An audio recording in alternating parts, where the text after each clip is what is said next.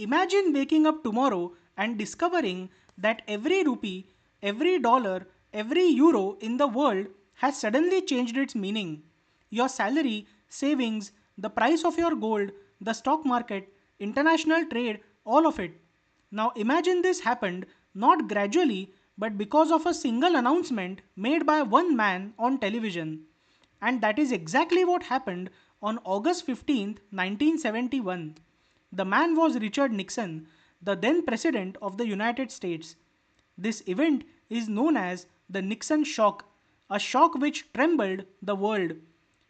It affects every single rupee in your pocket today. This is the story of the birth of token currency, of how world stopped using gold as money, how America became the center of global financial system, and why economists still argue about Nixon's decision more than 50 years later. Before going into it, let us understand what is money. What is money? Imagine you live in a village. You grow wheat. Your neighbor makes shoes. Another person raises goats. Now, how do you trade? You could exchange wheat for shoes. But what if the shoemaker doesn't want wheat? This problem always arises in the barter system. Barter is inefficient. You need a medium of exchange. Human societies needed something that everyone would accept, and that thing, that medium of exchange, became money. But back then, money was not token currency like we use today. Money had intrinsic value. Gold was used as money. Why gold? Throughout history, many things have been used as money: shells, salt, copper, silver, but eventually gold became the favorite. And why is that? Because of some properties. Gold is rare, durable, portable, divisible, and difficult to fake. Most importantly, you cannot simply create more gold by printing it. Gold has to be mined. This gave people confidence in gold. And that was the beginning of the gold standard. Now imagine a government printing paper notes. People would naturally ask, why should I trust this piece of paper? Simply because the government puts its stamp on it? No, definitely not.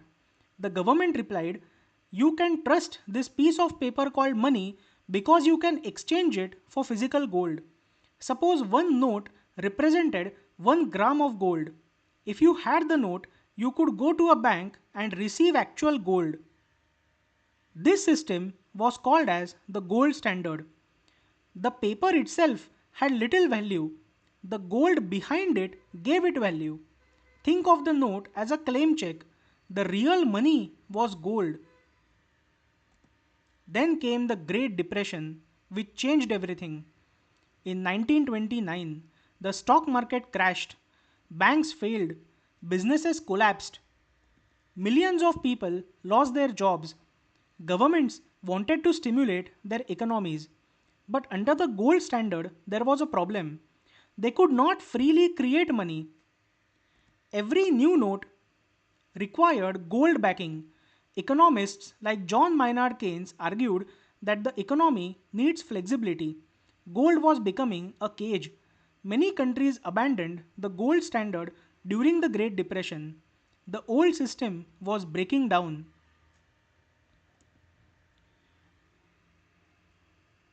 World War II worsened the situation. Europe was devastated by World War II. Factories were destroyed, cities were bombed, governments went bankrupt. But one country emerged stronger than anyone else. That country was the United States. America possessed enormous industrial capacity. They possessed huge gold reserves and a stable economy. The world needed a new monetary system. Thus came the Bretton Woods. In 1944, representatives from 44 countries met in a small town called Bretton Woods. Their goal was to prevent another Great Depression. The result became one of the most important agreements in economic history, the Bretton Woods system. How did the Bretton Woods work and why did it work? The system was actually very simple. First step was that the United States promised 1 ounce of gold equals to 35 US dollars. And the second step was that the other countries linked their currencies to the dollar. For example, suppose India fixed that $1 is 80 rupees. Now the chain will look like this. 80 rupees will give you $1. And like the United States promised, 35 such dollars will give you 1 ounce of gold. Gold sat at the center of things, but countries no longer needed huge amounts of gold. They could simply hold US dollars. So the US dollar was linked to gold, physical gold backed the US dollar, and other currencies linked themselves to the US dollar. This was not so in the previous gold standard. In the gold standard, each and every country independently linked their currencies to gold. But now, all the countries link their currencies to US dollar and only the US dollar linked itself to physical gold. Dollars were supposedly as good as gold. This is how the dollar became the world's reserve currency. Everyone initially loved this system because this system created stability. Businesses could trade internationally without worrying about exchange rates moving wildly. Countries trusted the dollar. Global trade expanded. The post war economic boom began. Factories grew. Living standards improved. The world economy flourished. For a while, everything looked perfect. But then came the hidden problem. There was a flaw in this system, a very dangerous flaw. America could print dollars, but gold had to be mined. Over time, the world needed more dollars. International trade was growing rapidly. The United States supplied those dollars, but every dollar was supposedly backed by gold. Can you see the problem? The number of dollars was growing much faster than America's gold reserves. Also, America started spending. In the 1960s, America spent enormous amounts of money. Two major expenses stood out: the Vietnam War and President Lyndon Johnson's Great Society programs. Healthcare, education, social welfare, government spent heavily on all these programs. More dollars entered the global economy. Dollars so much in excess that physical gold was inadequate to back them. The world grew suspicious. Foreign governments started asking a very uncomfortable question: does America actually have enough gold to back up its US dollars? Imagine a bank that promises every customer they can withdraw cash. The system works until everyone asks for cash simultaneously. Then the truth becomes visible. The same thing was happening internationally. Countries began converting dollars into gold. America's gold reserves started shrinking. Eventually, France calls the bluff.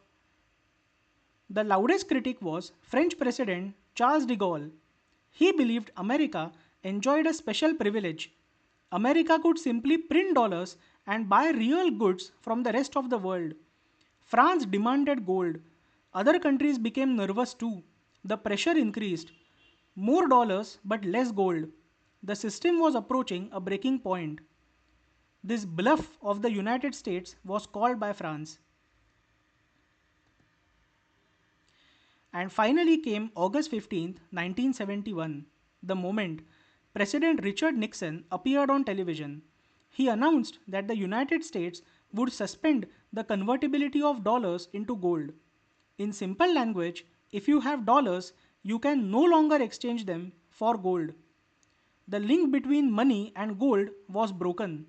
Just like that, in one speech, in one decision, the world monetary system changed forever. This was the Nixon shock.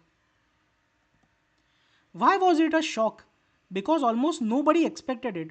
For decades, people just assumed that dollar was equal to gold, but suddenly dollar was not equal to gold anymore. The foundation of the global financial system disappeared overnight. Imagine a building whose pillars vanish while everyone is still inside. That is how dramatic it felt. Governments were stunned, economists argued, markets became uncertain. The old world was gone. This was the birth of fiat money. Today we use fiat money or token currency. Today our currency doesn't have any intrinsic value of its own. It has value because all of us believe collectively that it has value. For example, a 10 rupee note has value because all of us, billions of Indians, collectively believe it has value. Today, money has value because governments declare it legal tender and people trust it. The dollar is no longer backed by gold. The rupee is no longer backed by gold either. Most of the currencies are not backed by any physical commodity. Their value comes from trust, government authority, and economic strength. Because we trust our governments, that's why money has value. This was a new world. After Nixon's decision, exchange rates began floating. Currencies moved according to supply, demand, interest rates, and trade flows. Central banks gained much more flexibility. Governments could create money more easily. But there was a cost. Inflation became a bigger concern. Without gold acting as a restraint, governments could potentially create too much money. This debate continues till today. Was Nixon right? His supporters say that he saved the world economy. If America had continued exchanging dollars for gold, its gold reserves might have disappeared. This system was unsustainable. Something had to change. But critics say that Nixon unleashed decades of inflation and financial instability. Gold imposed discipline. Without it, governments became too powerful. Even today, economists remain divided. Every day you use money that is not backed by gold or any physical commodity. Your salary, your bank account, your investments, all of them exist in a world created by one decision made in 1971. The Nixon shock was not just an American event, it transformed the entire global economy. The world before Nixon believed that money should be tied to gold. The world after Nixon believed that money should be tied to trust. Whether that was a brilliant solution or a dangerous experiment remains one of the greatest debates in modern economics. But one thing is certain: on August 15, 1971, money changed forever. If you liked this video, please share it as much as possible and do subscribe to Nerdbana. Thank you so much for listening.